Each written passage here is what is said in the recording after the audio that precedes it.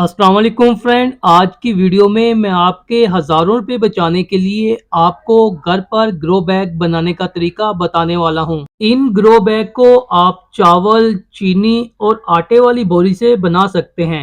ये grow bag बहुत ही मजबूत, पायदार, लाइट वेट और बहुत ही सस्ते पड़ते हैं। एक बोरी से हम 2 ग्रो बैग बना सकते हैं और ग्रो बैग बनाने पर हमारा खर्चा सिर्फ 30 रुपए आएगा। छत या टेरेस पर पौधे लगाने के लिए ग्रो बैग बेहतर रहते हैं, क्योंकि एक तो ग्रो बैग का वजन नहीं होता और दूसरा ग्रो बैग में लगे हुए पौधे मिट्टी, सीमट और प्लास्टर के गमलों में लगे हुए पौधों से कई गुना तेज ग्रोथ करते हैं। इसकी क्या वजह होती है ये भी आपको इसी वीडियो में बताऊंगा। तो शुरू करते हैं ग्रो बैग बनाना।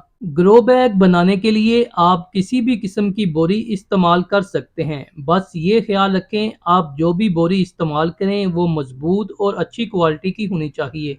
एक बोरी से आप 3 ग्रो बैग भी निकाल सकते हैं। ये साइज पर डिपेंड करता है कि आप किस साइज के ग्रो बैग बनाना चाहते हैं। ग्रो बैग की चौड़ाई या गुलाई की पमैश करने के लिए आप कोई प्लेट या टप वगैरह ऐसे बोरी पर रख कर पमैश कर सकते हैं। बोरी के एक साइड पर आप कोई भी गोल चीज रखकर निशान लगा लें। इसके बाद कटिंग करके आप ये पीस निकाल लें। अब नेक्स्ट कटिंग के लिए हमें इस बर्तन की पमैश करना पड़ेगी। जितनी इस बर्तन की पमैश होगी इसी साइज की लंबाई का हम पीस काटेंगे। और ग्रो बैग की हाइट आपने अपनी पसंद और ज़रूरत के मुताबिक रखनी है। इस बर्तन को मापने के लिए इस पर निशान लगा लें। यहीं से आप पमाइश शुरू करें और इसी पॉइंट पर एंड करेंगे तो आपकी पमाइश निकल आएगी। इस बर्तन की पमाइश 42 इंच है। अब मैं आपको दूसरी कटिंग निकालने का तरीका बताता हूँ। यहाँ पर एक और चीज़ भी मेरे माइंड में आई है। अगर आपके पास इंची टेप ना हो तो फिर आप पमैश कैसे करेंगे। आप एक धागा लेकर सेम पहले की तरह ही इसकी पमैश कर लें और इस धागे को काट लें। जितनी इस धागे की लंबाई है इस लंबाई के हिसाब से आप दूसरी कटिंग काटेंगे।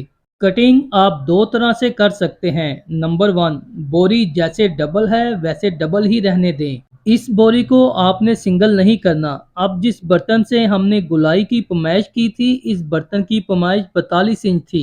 अगर बोरी जैसी है वैसे ही रख कर हम निशान लगाते हैं तो 42 इंच के हाफ पर निशान लगाएंगे, यानी 21 इंच पर। और ग्रो बैग की हाइट आप अपने हिसाब से रखें। मैं 10 इंच हाइट का ग्रो बैग बना रहा हूं। जितनी हमने ग्रो बैग की ऊंचाई रखनी है इससे 1 इंच ज्यादा पर निशान लगाएं, यानी 10 इंच रखनी है तो 11 इंच पर निशान लगाएं। जब हम ग्रो बैग सिलाई करेंगे तो 1 इंच जो हमने एक्स्ट्रा रखा हुआ है इसको फोल्ड कर देंगे। इससे ग्रो बैग मजबूत भी होता है, खूबसूरती भी बढ़ती है और धागे वगैरह भी नहीं निकलते। और जो दूसरा तरीका है वो आप ऐसे बोरी को खोलकर सिंगल कर लें और 42 इंच पर निशान लगाएं। हाइट हमने 10 इंच रखनी है तो इसके लिए हम 11 इंच पर निशान लगाएंगे। अब हमारी दोनों कटिंग तैयार हैं सिलाई करने के लिए। अगर आप सिलाई नहीं कर सकते या सिलाई की सहूलत आपके पास नहीं है तो मेरे पास ग्रो बैग तैयार करने के दो और भी बहुत ज़बरदस्त तरीके हैं। आप ग्रो बैग बनाने के लिए इन तरीकों को भी इस्तेमाल कर सकते हैं।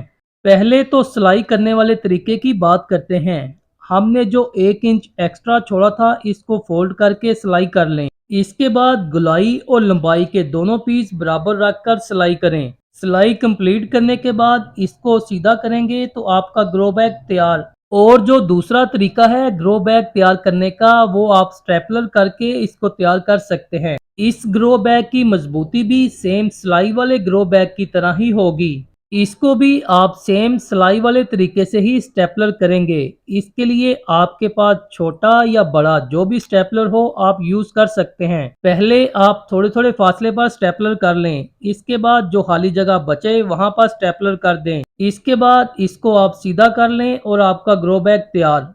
और जो तीसरा और लास्ट तरीका है ये बहुत ही मजबूत, पायदार और खूबसूरत भी है। इस तरीके से ग्रो बैग हम सिर्फ 2 मिनट में तैयार कर सकते हैं। इसके लिए आप 5 kg या 10 kg वाले बैग इस्तेमाल करें। 10 kg वाले बैग से आपका बहुत ही खूबसूरत और काबिल इस्तेमाल ग्रो बैग तैयार होगा। ग्रो बैग बनाने के लिए इस बैग को उल्टा कर लें। इस बैग की जो बंद साइड है इसको अच्छी तरह बांध दें। बांधना आपने मजबूती के साथ है ताकि ये खुले ना। इसको बांधने से गुलाई बहुत ही ज़बरदस्त आती है। बांधने के बाद इसको उल्टा करें तो आपका बहुत ही खूबसूरत ग्रो बैग तैयार है। इसमें आप सब्जी वाले पौधे ग्रो कर सकते हैं। फ्रेंड्स, अब बात करते हैं कि ग्रो बैग में पौधों की ग्रोथ तेज़ क्यों होती है। ग्रो बैग में हवा बहुत आसानी से गुजरती है और हवा के साथ ऑक्सीजन जब मिट्टी में मौजूद बैक्टीरिया को मिलती है तो इन बेनिफिशियल बैक्टीरिया की एक्टिविटी बहुत तेज़ हो जाती है। मिट्टी में ये बैक्टीरिया ही होते हैं जो खाद बनाने के साथ साथ खाद को पौधों की जड़ों तक भी पहुंचाते हैं। जब ऑक्सीजन इन बैक्टीरिया को वाफर मिकदार में मिलती है तो इन बैक्टीरिया की तादाद कई सौ गुना बढ़ जाती है। यही वजह होती है कि ग्रो बैग में लगे हुए पौधे मिट्टी, सीमेंट और प्लास्टिक के गमलों से कई गुना तेज ग्रोथ करते हैं। फ्रेंड्स, अगर आपको किसी चीज़ की समझ ना आए तो आप कमेंट्स करके पूछ सकते हैं। मैं उम्मीद करता हूँ आपको ये वीडियो पसंद आएगी। वीडियो पसंद आए तो प्लीज़ वीडियो को लाइक, शेयर और कमेंट्स लाजमी किया करें।